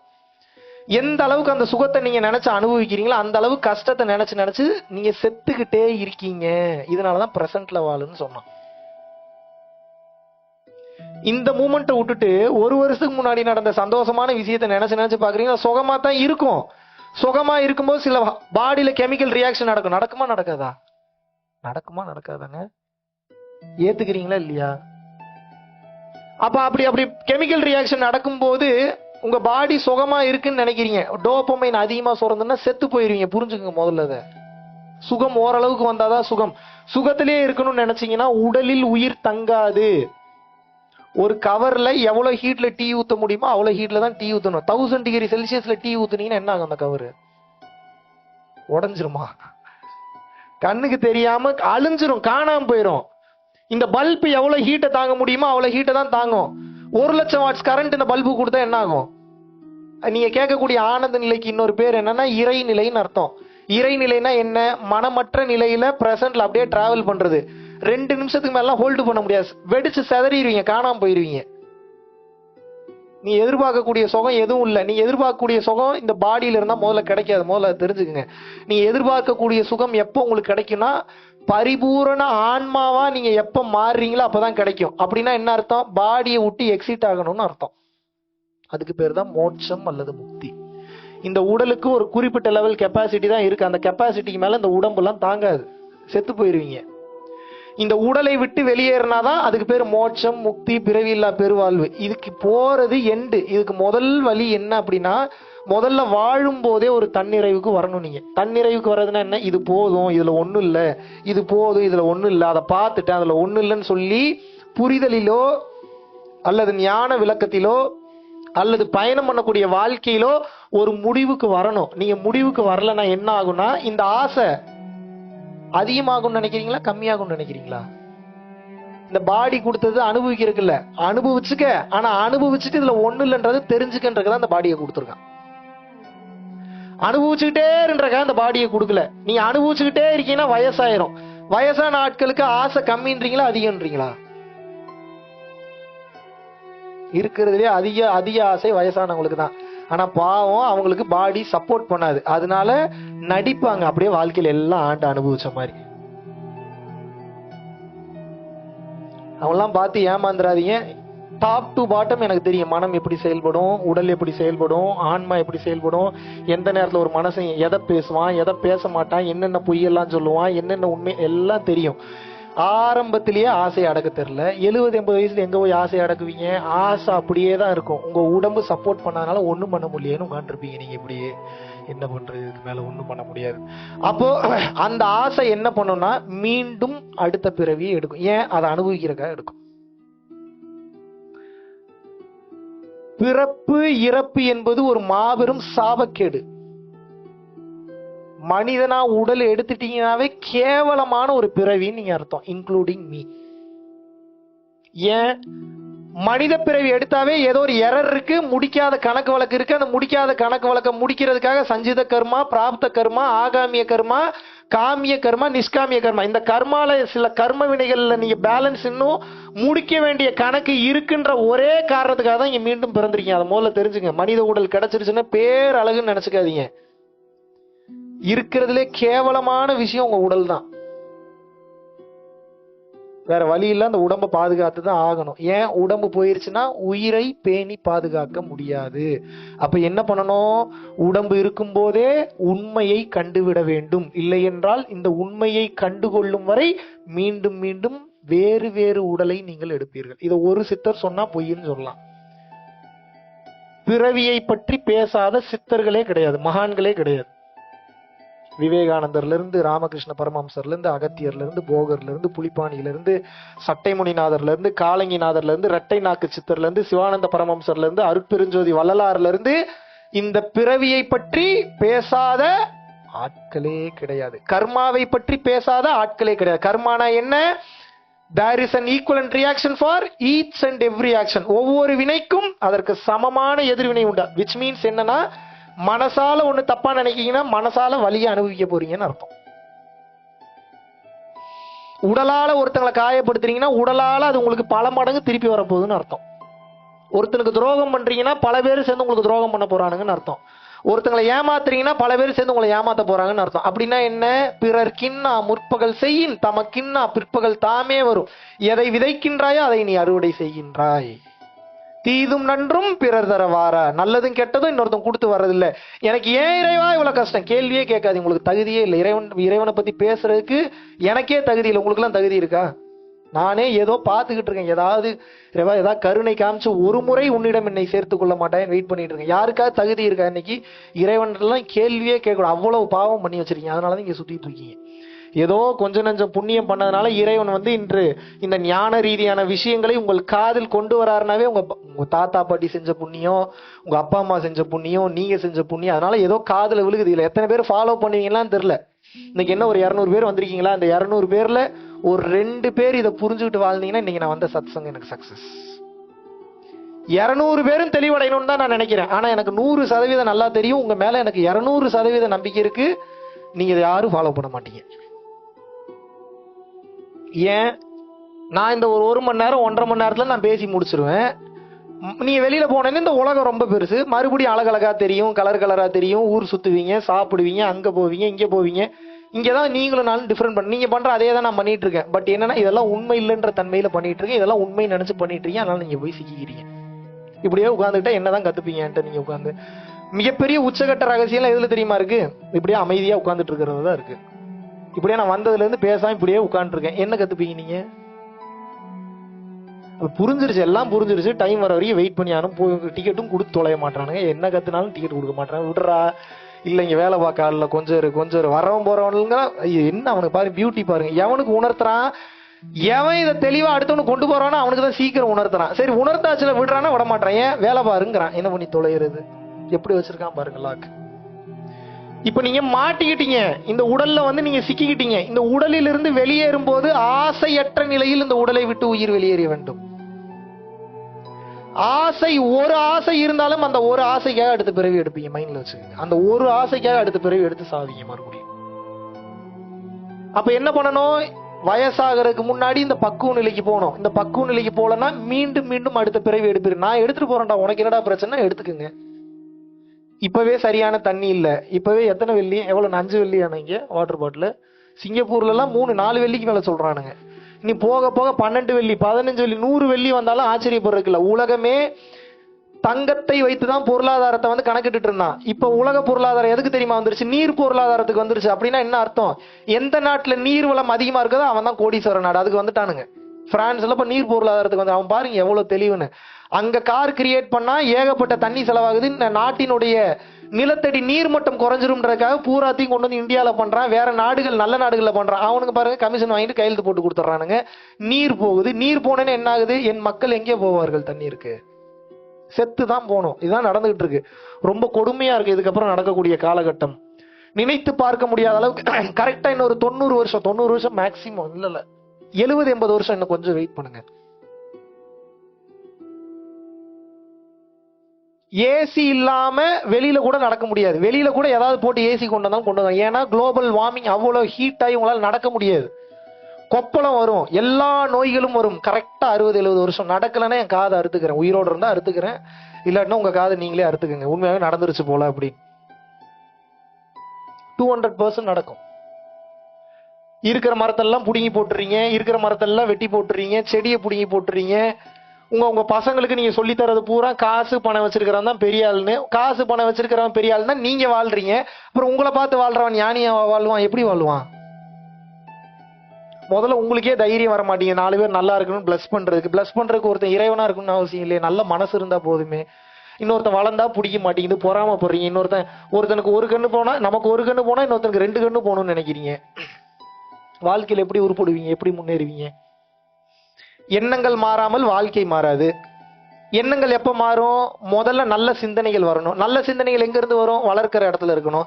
வளர்க்கிற இடத்துல இல்லைன்னா என்ன பண்ணணும்? கல்வியில இருக்கணும். எல்லாத்துலயுமே பணத்துக்கு தான் முக்கியத்துவம் கொடுத்துருக்கீங்க. வல்லநாட்டார் சாது சிதம்பர சுவாமிகள் மிக தெளிவாக இதை கூறுகின்றார். பசித்தோர் முகம் பார், பரம்பொருள் அருள் கிட்டும்ங்கிறார். பணத்தின் ஆணிவேர் பாவம், குணத்தின் ஆணிவேர் புண்ணியம்ங்கிறார். அப்படின்னா என்ன அர்த்தம்? பணத்தை மட்டுமே மையமாக வைத்து நீ ஓடும் போது பாவத்தை அதிகமாக சேர்த்து விடுவாய். குணத்தை மையமாக வைத்து நீ ஓடும்போது பிற உயிர்களை மதிப்பாய், அந்த உயிர்களுக்கு வேண்டும் என்கின்ற உதவிகளை செய்வாய், கருணையின் அடிப்படையில் நீ இருப்பாய், ஜெனரோசிட்டி ரொம்ப ஜாஸ்தியாகும், புண்ணியத்தை சேர்த்து விடுவாய், இறைவனின் அருள் பரிபூர்ணமாக கிடைத்துவிடும். உடலை விட்டு உயிர் பிரியும் போது, வெளியேறும் போது பிறவில்லா பெருவாழ்வை நீ அடைந்து விடுவாய். அடுத்த பிறவி உனக்கு கிடையாது. ஏன்? மனுஷனா நம்ம அவதாரம் பண்ணதுக்கு கிட்டத்தட்ட 10,000 பிறவிகள் ஒரு செல் உயிரினமாக தோன்றி 2 செல் 3 செல் 4 செல் 5 செல் பியூர் சயின்ஸ் எவல்யூஷன் ப்ராசஸ் சொல்லுவாங்க. அதுக்கப்புறம் பாடி இருக்கிறார்ல மாணிக்க வாசகர், புல்லாய் பூடாய் மரமாய் தேலாய் பல்விருகமாய் அசுரராய் தேவராய் கணங்களாய் எல்லாம் சேர்ந்து தாவர சங்கமத்துள் பாடுறாருல. பாடுறாரா இல்லையா? Yes or no? இது பியூர் எவல்யூஷன் ப்ராசஸ். இந்த பாடி கிடைக்கிறதுக்கு பல்லாயிரம் வருஷம் வெயிட் பண்ணிருக்கீங்க. எதுக்கு? இறைவனை பார்க்கறதுக்காக. வேற கேட் பாஸே இல்ல. பாடி மனித உடல் இருந்தா தான் கேட் பாஸ் நீங்க மேல போறதுக்கு. இல்லன்னா உங்களுக்கு கேட் பாஸே கிடையாது. நீங்க ஒரு பாம்பாகவோ பள்ளியாகவோ பூரானாகவோ எருமையாகவோ கழுதையாகவோ குதிரையாகவோ பிறந்தீர்கள் என்றால் நிச்சயமாக இறைவனை பார்க்க முடியாது. ஏன்? முதுகுத்தண்டு யாருக்கெல்லாம் நேரா இருக்கோ அவர்களால் தான் இறைவனை உணர முடியும், இறைவனை பார்க்க முடியும். ஏன்? உயிர் சக்தி கீழே தூங்கி கொண்டிருக்கிறது. அது பயணம் பண்ணி சகசரா வழியா வெளியே போறதுக்கு ஸ்பைனல் கார்டு வழியா சுழுமுனை நாடின்னு ஒரு நாடி இருக்கு, சுஷ்முனான்னு சொல்லுவாங்க. அந்த சுழுமுனை நாடி வழியா ஜிக் ஜிக் ஜிக் ஜிக் ஜிக் ஜிக்னு டிராவல் ஆகும். அதான் அந்த குண்டலினி தத்துவம். அது டிராவல் பண்ணா முதுகு தண்டு ஸ்ட்ரைட்டா இருக்கணும். எந்த விலங்குக்கு எந்த பறவைக்கு முதுகு தண்டு ஸ்ட்ரைட்டா இருக்கு சொல்லுங்க? மிகப்பெரிய அறிவியல் புலமை வாய்ந்த அறிவியல் ஆராய்ச்சியாளர்கள் இருப்பீங்க, மிகப்பெரிய வக்கீல்கள் இருப்பீங்க, மிகப்பெரிய மருத்துவர்கள் இருப்பீங்க. இப்ப நீங்க எனக்கு ஒரு விளக்கம் கொடுங்க, எந்த உயிரினத்துக்கு முதுகு தண்டு நேரா இருக்கு? மனிதனை தவிர. மனிதனும் ஒரு பெரிய விலங்கு, அனிமல் தான், விட்டுருங்க. மனிதன் அல்லாத அனிமல் எந்த அனிமலுக்கு முதுகு தண்டு நேரா இருக்கு?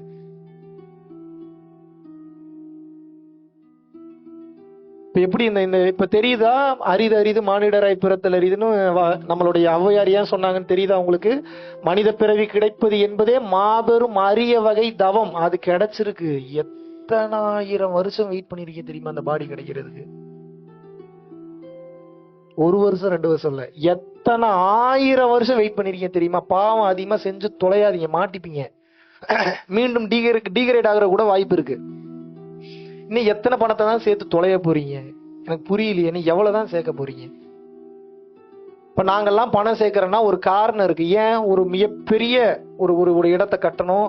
அந்த மிகப்பெரிய இடத்துல அருட்பெரும் யூனிவர்சிட்டின்னு ஒரு யூனிவர்சிட்டியை கொண்டு வரணும். அந்த இடத்துல அந்த யூனிவர்சிட்டியில முழுக்க ஞான விளக்கத்தை பத்தி போதிக்கணும். இந்த உலகம் ஃபுல்லா அதை பரப்பணும்ன்றனால இப்ப நான் பணம் சேர்க்கிறேன். என் நோக்கத்துல ஒரு நியாயம் இருக்கு. இப்ப உங்களுடைய நோக்கத்துல என்ன நியாயம் இருக்கு? The intention behind the action is called karma. அப்படின்னா என்ன? கொலை செய்யறது தப்பா தப்பு இல்லையா? ஒரு தீவிரவாதியை கொலை பண்ற தப்பா தப்பு இல்லையா? பேசுங்க. என்ன தீவிரவாதியை கொலை செஞ்சா தப்பா? ஏங்க இப்ப உங்கள ஒருத்தர் இப்ப ஒரு AK-47 துப்பாக்கி எடுத்து உங்களை எல்லாம் சுடுறாரு. நான் அவர்கிட்ட போய், ஐயா தங்களை விட உயர்ந்த ஞானி இந்த உலகத்திலேயே நான் யாரையும் கண்டதில்லை, உங்களை திருப்பாதங்களை பிடித்து கேட்டுக்கொள்கிறேன், தயவு கூர்ந்து பெரும் கருணை கொண்டு இந்த உயிர்களை மன்னித்தருளும்படி கேட்டுக்கொள்கிறேன். என்ன பண்ணுவான்? முதல்ல உன்னை தாண்டா சுடுறேன்னு சுடுவான். இப்ப நான் என்ன பண்ணணும்? அவனை உரு தெரியாம அழிச்சிடணும். இப்ப நான் தீவிரவாதத்தை போதிக்கல. இந்த இன்டென்ஷன் இருக்குல்ல, பிற உயிர்களை காப்பாற்றணுன்றக்க அந்த உயிரை நான் எடுக்கிறேன். அப்ப அந்த ஆபத்திற்கு பாவம் இல்லை. அந்த ஆபத்திற்கு பாவம் இல்லை. இப்ப இதெல்லாம் உச்சகட்ட தத்துவம். எல்லாரும் AK-47 துப்பாக்கி எடுத்துட்டு சுத்துங்க, கத்தி எடுத்துட்டு சுத்துங்கன்னு சொல்ல. நல்லா புரிஞ்சுக்கணும். உங்களை லாக் பண்ணி வச்சுட்டானுங்க. எதுல? சட்டத்திட்டங்களை போட்டு சட்டத்திட்டங்களுக்குள்ளேயே நீங்க வேற எதை பத்தி சிந்திக்க கூடாது லாக் பண்ணி வச்சுட்டான். ஆனா ஞானம் சட்டத்திட்டங்களுக்கு எல்லாம் அப்பாற்பட்டது. சட்டத்திட்டங்களுக்குள்ள இருக்கிற மாதிரி நடிக்கணும். ஆனா உங்களோட மனம் சட்டத்திட்டங்களுக்குள்ளேயே இருக்கக்கூடாது. ஏன்? எங்க லிமிட்டேஷன் லயபிலிட்டிஸ் வந்துருச்சுன்னா எங்க ஆனந்தம் வரப்போகுது? ஆனந்தமே எல்லையற்றது, பறந்து விரிந்து கிடப்பது, எதற்கும் அடங்காதது, எதற்கும் கட்டுப்பாடு இல்லாதது, அன்கண்டிஷனலா இருக்கக்கூடியதான் ஞானம். அதுதான் பேரறிவு.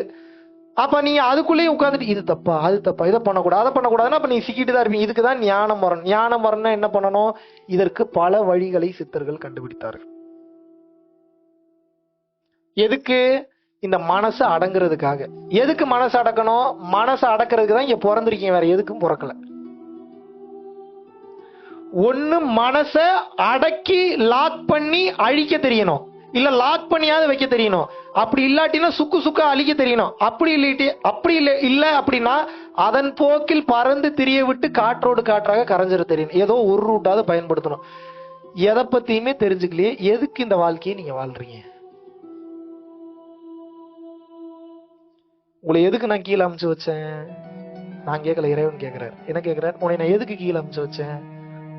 ஆண்டு அனுபவித்து இதில் எல்லாம் உண்மை இல்லை என்பதை தெரிந்து உண்மையான என்னை தேடி வந்துவிடு என்பதற்காக உனக்கு இந்த உடலை கொடுத்து அனுப்பி வைத்தேன். கொடுத்த வேலையை உருப்படியா பண்ணியா?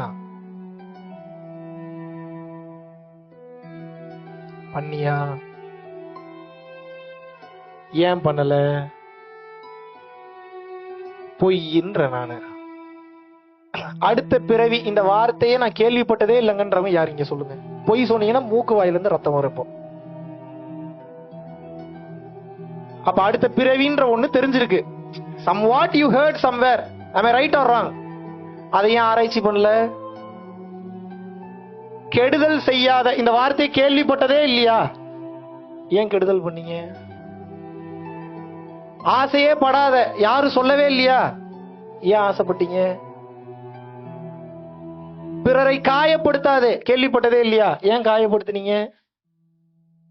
நானே உங்களை லாக் பண்றேன், இறைவன்ட்ட இதெல்லாம் போய் பேச முடியுமா நீங்க? அப்ப என்ன அர்த்தம்? வெட்டி சாக்கு போக்கு, சொல்லி தரல, இது பண்ணல, அதை பண்ணல. மேபி உங்களை ஒரு இடத்துல காப்பாத்தலாம். என்னன்னா இதுல இவ்வளவு மேட்டர் இருக்கா அப்படின்ற அளவுக்கு யாரும் சொல்லி தரல. இல்லாட்டினா புடிச்சிருப்பீங்க.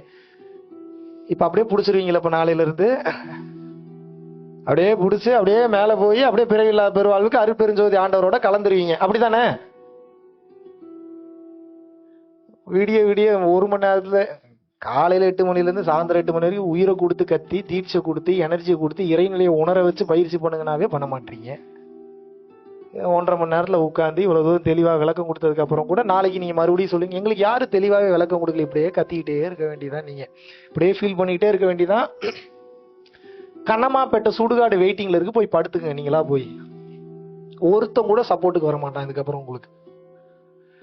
இறைவன் ஏதாவது நம்ம பண்ண புண்ணியங்களுக்கு ஏதாவது ஒருத்தர் 2 பேர் மூலியமா தான் ஏதோ ஒரு சப்போர்ட்டுக்கு வருவாரு. இப்ப நானே பெரிய உலகத்தை ரட்சிக்க வந்தவன் அப்படிலாம் கிடையாது. அப்படிலாம் ஒரு மண்ணாங்கட்டி இல்லை. நான் இருக்கிறதுல கேவலமான பிறவி. நீங்க என்ன ஆராய்ச்சி பண்ணாதீங்க. இந்த உடலை பயன்படுத்தி ஏதாவது பேசுறாருல, ஏதாவது சொல்றாருல, இந்த டைமுக்கு இதை பண்ணு, வாழ்க்கையில் இப்படி உருப்படு, போ, இதை தப்பிச்சிரு, இங்கே அழகுக்கே முக்கியத்துவம் கொடுக்காத, எதெல்லாம் இன்னைக்கு நீங்க பெருசுன்னு நினைக்கிறீங்களோ அதெல்லாம் கடந்து இறைவனை பார்க்கணும். இதுதான் உங்களுக்கு வச்ச டாஸ்க். உங்க அழகு ரொம்ப பெருசுன்னு நினைக்கிறீங்களா? அந்த அழகுதான் உங்களுக்கு வச்ச மிகப்பெரிய ஆப்பு. இன்னைக்கு இந்த மலேசியா நாட்டுக்கே நீங்க தான் மிகப்பெரிய ஒரு இஸ்தானால நீங்க தான் மிகப்பெரிய கிங்கா இருக்கீங்களா? அந்த பதவி தான் உங்களுக்கு வச்ச மிகப்பெரிய ஆப்பு. அதை கடந்து நீங்க இறைவனை பார்க்கணும். இருக்கிறதுலயே மிகப்பெரிய இன்ஃபுளுயன்ஸ்டான ஒரு பர்சனா இருக்கீங்க, கோடி கோடியா பணம் வச்சிருக்கீங்களா? அதை கடந்து இறைவனை பார்க்கணும். ஆக மொத்தம் எதெல்லாம் பெருசுன்னு நினைக்கிறீங்களோ அதை கடந்து இறைவனை பார்க்கணும். இப்ப ஏழையா இருக்கிறது எவ்வளவு பெரிய வரப்பிரசாதம் பாருங்க. ஈஸி. ஒரு ஏழை மட்டும் ஆசைகளை குறைச்சுக்கிட்டானா முடிஞ்சு. இந்த கோடீஸ்வரம் போய் அடையிறத விட இவன் ஈஸியா போய் அடைஞ்சிருவான். பல பேர் இதை மாத்தி சொல்லுவாங்க. கோடீஸ்வரங்களுக்கு தான் முதல்ல சொல்லி கொடுக்கணும். பக்கா யோகியத்தனம், திருட்டுத்தனம் நம்பவே நம்பாதீங்க. இந்த கோடீஸ்வர தன்மையில இருக்கிறவனை திருத்துறதா இருக்கிறது ரொம்ப ரொம்ப பெரிய கஷ்டமான டாஸ்க் எனக்கு. இந்த ஏழை தன்மையில இருக்கிறவங்க, லோயர் மிடில் கிளாஸ்ல இருக்கிறவங்க எனக்கு திருத்துறது ரொம்ப ஈஸி. காரணம் என்ன அப்படின்னா டக்குன்னு புரிஞ்சுக்கிறாங்க. அந்த தன்மையில இருக்கிறவங்க அந்த போதைக்கு அடிமை ஆயிட்டதுனால அந்த பணம், நான் எல்லாரையும் தவறுன்னு சொல்லல, புரிஞ்சுக்கிட்டவங்க புரிஞ்சுக்கிட்டாங்க, புரிஞ்சுக்காதவங்களும் சொல்றேன். அந்த தன்மையில இருந்து அவங்களால கீழே இறங்கி வரவே முடியல. எத்தனை பேரை பாக்குறேன். நான் தெரியாம தான் கேட்கிறேன். இப்ப பணங்காசு எல்லாம் சேர்த்து வச்சிருக்கீங்கல்ல, இது எவ்வளவு பெரிய பாவ செயல் தெரியுமா உங்களுக்கு? இன்னும் இதோட வீரியம் இன்னும் தெரியல. உங்களுக்கு புரியுற மாதிரி சொல்ற, அப்பதான் புரியும். ஒரு ஆப்பிள் மரம் இருக்கு, நல்லா கவனிக்கணும். எத்தனை ஆப்பிள் மரம் இருக்கு? ஒரு ஆப்பிள் மரம் இருக்கு. இந்த ஒரு ஆப்பிள் மரத்துல 10 ஆப்பிள் வருது. ஒரு ஆப்பிள் மரத்துல எத்தனை ஆப்பிள் வருது? இந்த 10 ஆப்பிளும் கீழே இருக்கக்கூடிய 10 பேருக்கும் சரிசமமாக போக வேண்டும் என்பது இறைவனின் விதி, விதிக்கப்பட்டது. மாற்று கருத்தே கிடையாது. 10 ஆப்பிளையும் கொடுத்துட்டாரு, மரத்தையும் கொடுத்துட்டாரு, மலையும் கொடுத்துட்டாரு, மண்ணையும் கொடுத்துட்டாரு, ஆப்பிளும் வந்துருச்சு. மரம் ஏற தெரிஞ்ச புத்திசாலி நீங்க என்ன பண்றீங்க? மேலே ஏறி 9 ஆப்பிளை சேஃப்டி பண்ணிட்டு 9 ஆப்பிளையும் சாப்பிட்டுட்டு ஒரு ஆப்பிளை கீழே போட்டு மீதி 9 பேர் ஷேர் பண்ணிக்கடான்றீங்க. அதுலயும் 2 கடி கடிச்சிட்டு தான் கொடுக்குறீங்க. இது நியாயமா? இதுக்கு பேரு உழைப்புன்னு வச்சிருக்கீங்க. இதுக்கு பேர் என்ன? மரம் ஏற தெரிஞ்சதுக்கு பேரு உழைப்பு. Having power and having intelligence is not an opportunity, it's a responsibility. உங்களுக்கு ஒரு பவர் இருக்கு, உங்களுக்கு ஒரு திறமை இருக்குன்னா இறைவன் அதை எது கொடுத்துருக்கிறாருன்னா 4 உயிருக்கு உதவுடான்றதுக்காக உங்களோட பாவ புண்ணிய கணக்குகளை கால்குலேட் பண்ணி கொடுத்துருக்கிறாரு. நீங்க என்ன பண்றீங்க?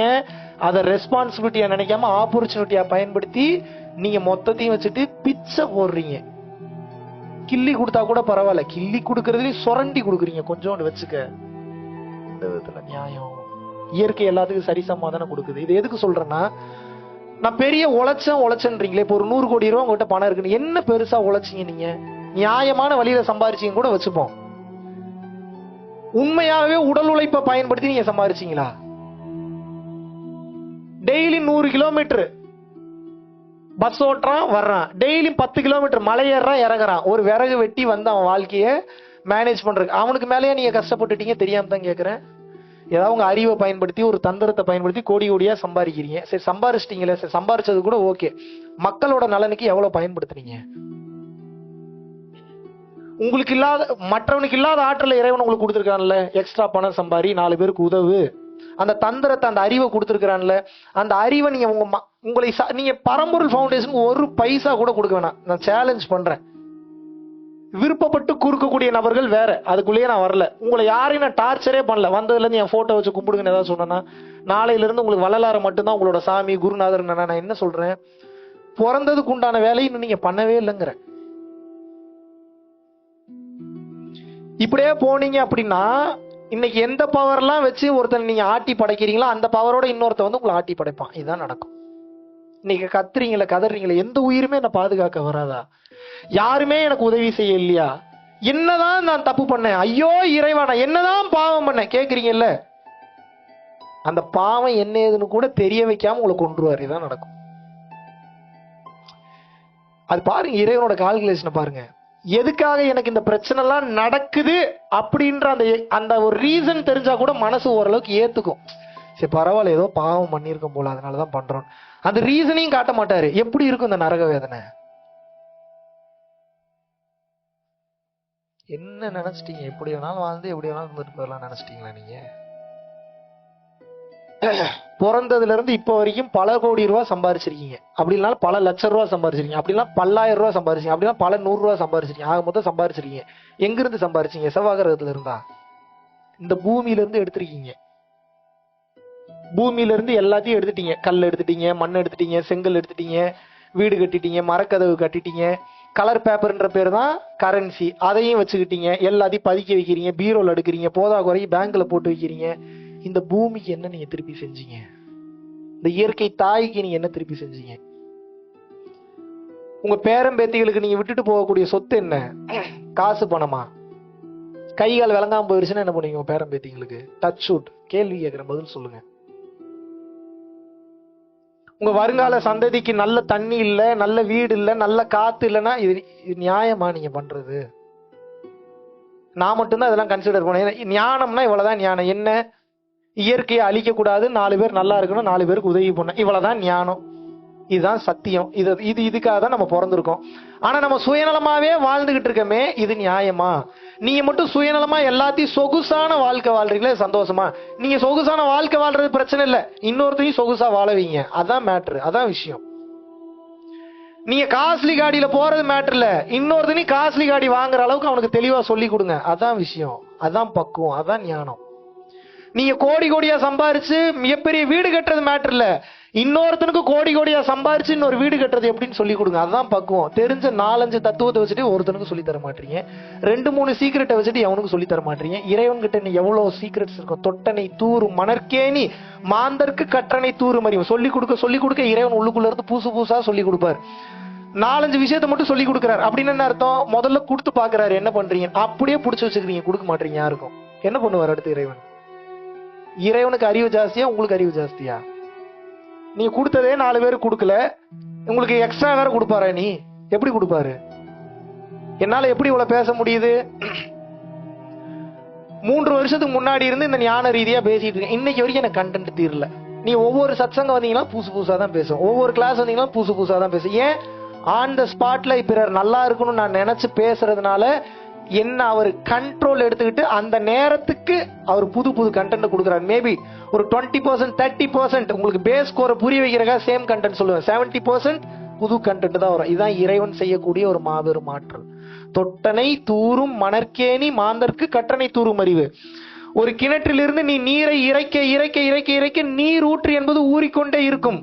நீ அதுல நீரே நீ எடுக்கலன்னா அது கேவலமாயிரும், வத்தி போயிரும். அப்படி இல்லாட்டினா பால் அடைந்து விடும், அப்படி இல்லைன்னா அசுத்தம் அடைந்து விடும். அதுபோல உனக்கு தெரிந்த விஷயத்தையும் ஞானத்தையும் அறிவையும் பிற உயிர்கள் நன்றாக இருக்க வேண்டும் என்று நினைத்து கொடுத்து கொண்டே இருக்கும் போது சுத்தம் வந்து அசுத்தம் விலகிவிடும். அப்படின்னா என்ன அர்த்தம்?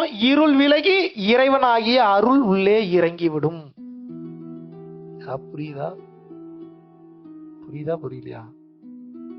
எத்தனை கோடி ரூபா சம்பாரிச்சுன்னு இறைவன் கேட்க மாட்டான். அத்தனை கோடி சம்பாரிச்சடா எத்தனை பேருக்கு உதவி பண்ணன்னு தான் கேட்பான். நானே கேட்பேன், இறைவன் கேட்க மாட்டாரா? உங்க பிள்ளைங்க மட்டும் எப்படி பிற உயிர்களை நல்லா வச்சிருக்கணும்னு நினைப்பான். நான் எதுவும் தப்பா எதுவும் பேசுறேன்னா,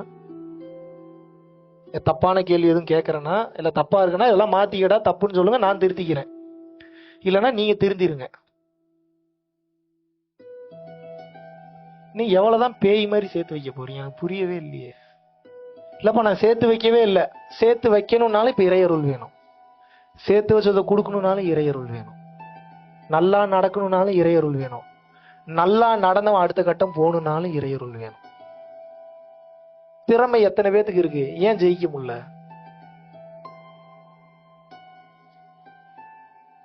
எத்தனையோ திறமைசாலிகள் இருக்கீங்க, ஏன் ஜெயிக்க முடியல? திறமை இருந்தா ஜெயிக்கணும்ல, ஏன் ஜெயிக்க முடியல?